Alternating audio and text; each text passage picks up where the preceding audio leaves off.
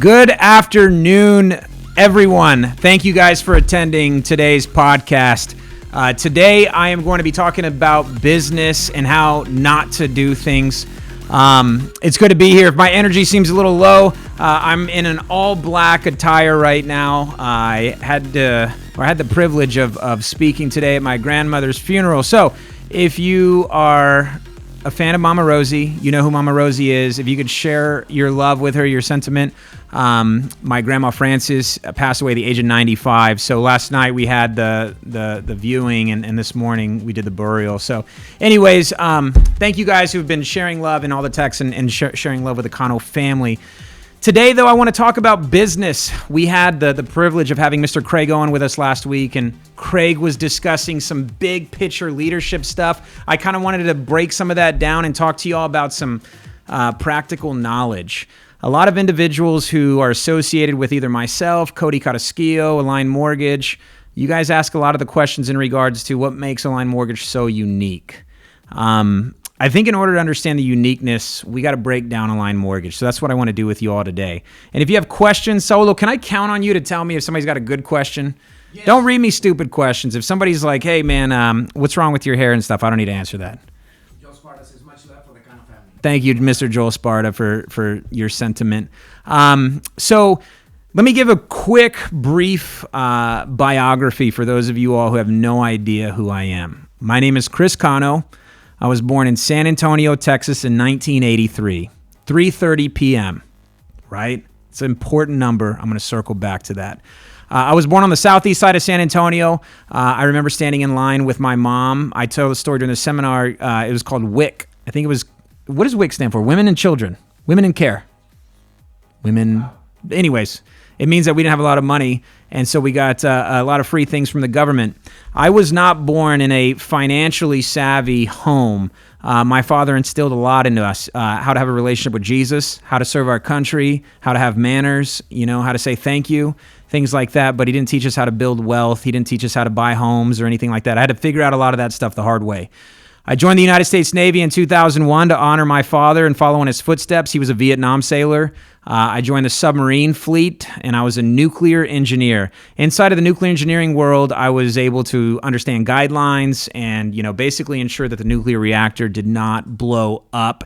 If you have never been exposed to radiation from a nuclear reactor, you are very welcome. That was me doing my job extremely well. Okay. Through that, I understood guidelines. I thought the mortgage industry would be a good fit for me, reading the VA guidelines and understanding the do's and don'ts. And from that, we were able to kind of build the seminar that my business partner had begun about 7 to 8 years prior to that. I just came in and added my little flair, but Mr. Tony Diaz came up with the whole concept of the VA home loan benefit or the truth presentation.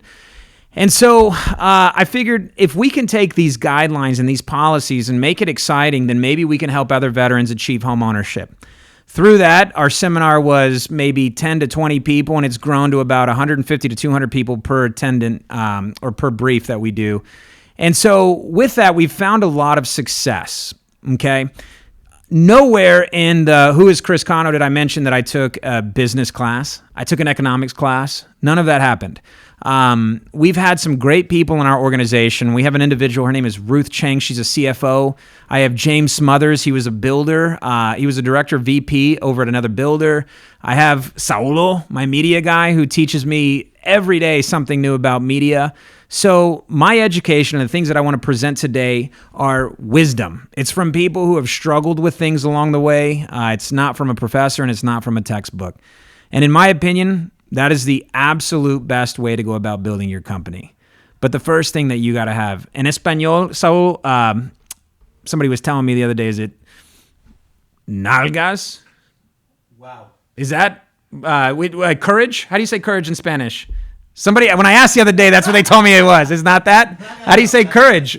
Oh my goodness. Courage. Ánimo. Animo. You gotta have animo. you gotta have courage, because the biggest and the scariest thing is the unknown. You have no idea, when you have, as an entrepreneur, when you have an idea, you have no idea what the next step is, but you know one thing, you're scared, right? And so going from having 1 or 2 employees, building a team through the Cano Mortgage Group whenever we were in Hawaii, to expanding that into San Diego. And the reason we came to San Antonio was my father passed away 5 years ago, February 2015. And my business partner and I said it's time to be in San Antonio. So we came here. I came here because it was time to be here for family. The business came on top of that. I didn't come here for business. I came here for family, and we brought the business with us. And that's important to understand as well, because if you understand priorities and if you have a chip on your shoulder, then nothing is going to faze you. Nothing is going to hurt you. You'll understand more. So as we start to prepare to come into San Antonio after Dad's passed away, I call Lino, my brother, and I say, hey, Lino, we're going to open up our mortgage company in San Antonio. And we would like you to come in and help with our realtor ambassador position. I'd like you to be responsible for helping us meet with realtors, and I'm going to give you $100,000 a year to do it. Are you in?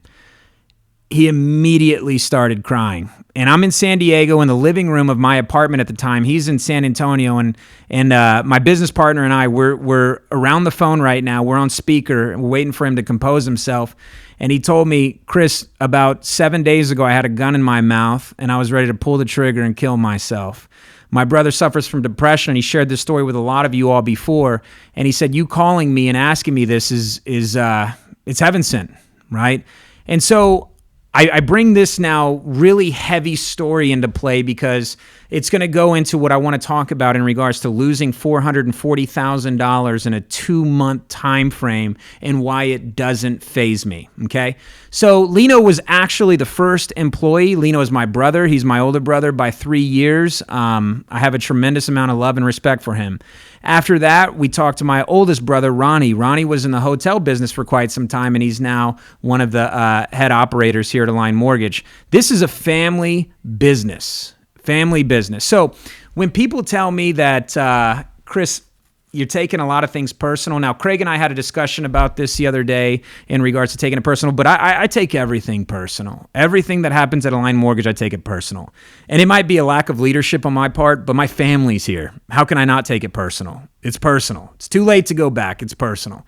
Every employee that we have, we indoctrinate them. In the military and the Navy, we call this sailorization, where you bring in somebody who hasn't worked here before into our organization, and we make them feel like they're part of the Cano family, right?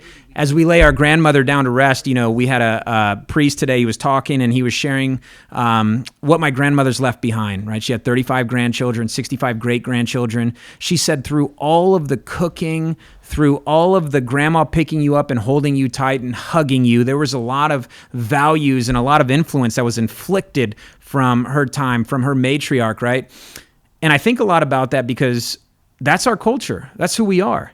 So Align Mortgage doesn't have this grand scheme. The goal is to bring people into Align Mortgage and love on them the way my grandma loved on us. It's to feed people who are hungry, and it's to help put a roof over people's heads who have a desire to own a piece of the country they've helped defend. Things that we grew up understanding at a very, very early age. Seeing the struggles that mom and dad had financially, now having perspective in regards to those that we sit with and that we talk with. It's not just a credit score. It's not just, hey, you don't have enough money in the bank. It's encouraging them to say, you can do this no matter what you've been told for the 40, 50 years of your life. We take it personal. We take everything at Align Mortgage personal. So in January, we did $19 million here in San Antonio, Texas, in volume. That's a tremendous amount for the most part. But we have a big organization. We have a big headquarters, and we have big bills like big boys and big girls. So 19 million didn't cut it. So we get an email every month. At the end of the month, you get an email telling you what your P&L did. So San Antonio was negative $330,000. At the age of 36, Saulo, that's a lot of money. That hurts. It hurts. Some of you guys go home and you empty your pockets and you can't find the $20 that you could have sworn you had. You're like, where did I put that 20? Well, where did I put that $330,000 was the conversation that I had with our CFO. So we got to chatting. I knew we were going to be negative because I understand what volume we need to hit for our break even. Our break even is where I focus. So step one to running a business, understand where your break even is, right? Because if you're like any entrepreneur, you have to say, well, where's the line? Because I'm going to hit that line no matter what. If I understand that this is the minimum that needs to be done for my vision to continue into the following month, then I'm going to hit that and I'm going to blow through that. I think a lot of organizations are operating day to day, not knowing exactly what their mark is. They don't know, what their expenses are. They don't know what happens if they don't hit their profits. They don't understand the sustainability. A good poker player, let's say, will always know that a good poker player, here's a fun fact. If they have $10,000 of chips in front of them, they don't measure it with $10,000 of chips. They count it as big blinds. How many more big blinds, how many more hands can I play by having $10,000 in front of me? Because they want to know how many more times they can jump in and get into the fight with the amount of chips they have in front of them. That's similar to business. I don't look at profit and loss as just here's the income that we're making or here's the deficit that we're losing. I think of it as how many more months can we get in the fight, right, on this kind of trajectory. So it rolls us into February. In February, a little less of a damaging blow, minus 110,000. Well, any individual at this point might start thinking, we either got to cut salaries, reduce salaries, we got to cut expenses, we got to maybe increase the interest rates, we got to somehow increase margin. No, it's absolutely wrong. We have to increase marketing. We have to give people pay raises. We have to hire more employees. Knowing to come to a place where you've been punched in the mouth, not just 1 month, but 2 months, get over what's the 5 seconds solo called right after you get punched when you go like this and the birds are? Dizziness. The dizziness, and get focused. Repercussions. Did you say repercussions? Yeah. That's a good word for you. Nice. Yeah, you learned it yesterday. You got to get focused again. It's great that your feelings are hurt. It's great that you're down. It's great that you boo-hoo for 8 seconds. But when you have 163 people counting on you to dust it off and get back in the fight, you see, this has nothing to do with me and everything to do with my responsibility and my calling that God has given me to make sure that I come in every day and make the best decisions possible.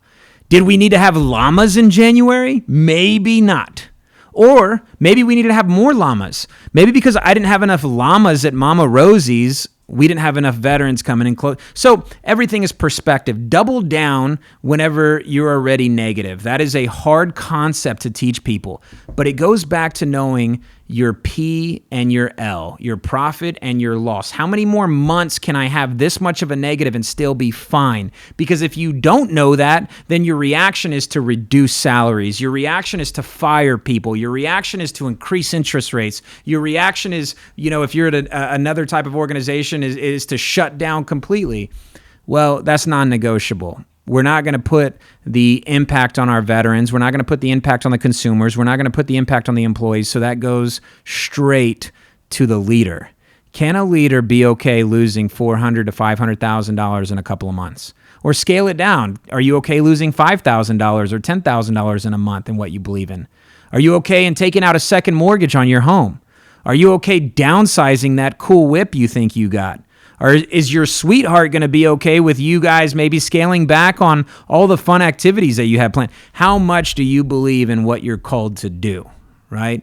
I think one thing that's important to note that we talk about quite often is called people don't have very much time to be emotional. When you're called to do something, you got to do it. So I'm going to go through 7 key points real quick, and I hope that you're encouraged through this as a business owner. And excuse me for reading my phone, but the first thing that we focus on is making things better. What are you doing personally in your organization, whether you're a leader or an employee, that is making that organization better every day? Every day. So there was a story once about a guy at IBM, and he made a bad decision, and it cost the company $10 million, where they were supposed to move stock, didn't. The next day, woke up, and just his gut in his stomach, walks into his boss's office and says, I expect that you probably want me to hand in my resignation here. And the boss looked at him and said, why would I? I just sent you through a $10 million education. It's not the time that I want to lose you. Everything is about coming in. Now that you've understood that, don't do it again. So you make a mistake, own up to it, and don't do it again. It's as simple as that. So what are you doing to make it better? Your role, no matter the job description, is to make your organization better every day. Number 2, take everything personally. Now, a lot of people are going to challenge me on this, but hear me out. My quote here is, how am I personally engaged in our mission and vision? And how am I putting into practice that which I am encouraging others to participate in?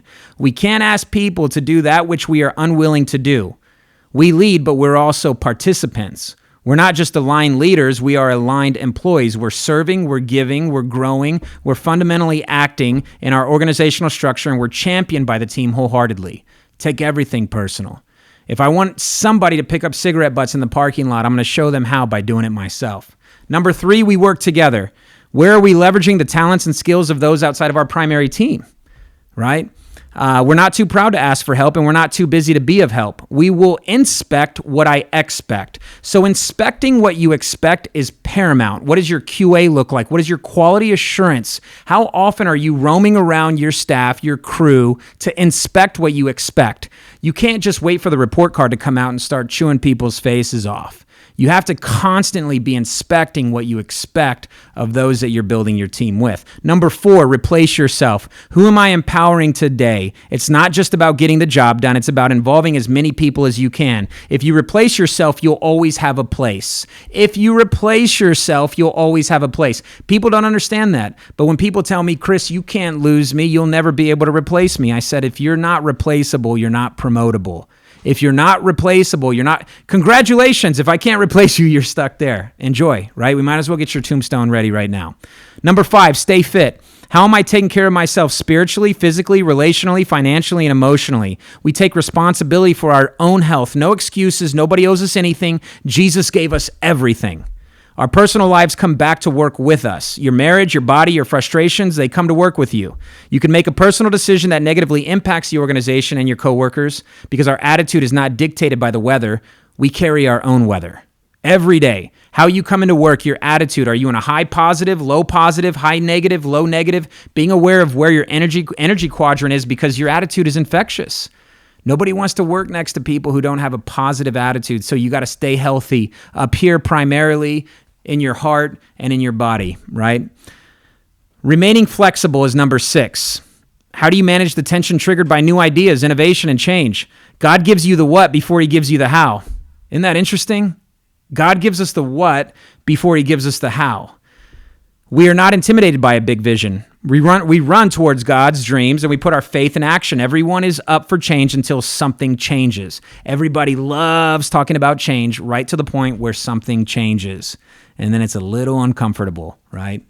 Change brings tension. In order to be flexible, you have to constantly stretch. We embrace that stretch and the tension that change brings. We're not defensive or protective. We're called to the house, not a room. We're committed to the big picture. We're called to the house, not a room. We embrace the big picture. So how big is your thinking? What's the worst possible thing that can happen if you implement your idea and you believe the Holy Spirit's involved in it? How bad can things be? I think a lot of people don't understand what their safety net is. Saulo, I was talking to Charlie like last week, right? Saying, Charlie, if you went out and you actually built your media company and you went all in, what would be the worst thing that could happen is that you fail, and then what? Do you not have a place to live? Well, we identified that day that his parents would still let him live at home. Saulo said, you can come live with me. And I said, so embrace the big picture. At that point, you don't understand that you have 3 safety nets protecting us, but we just live in this fear that we weren't given. That's not of the Holy Spirit. And last but not least, number 7, celebrate constantly. Am I finding something or someone to celebrate today? Gratitude brings joy, and joy brings strength.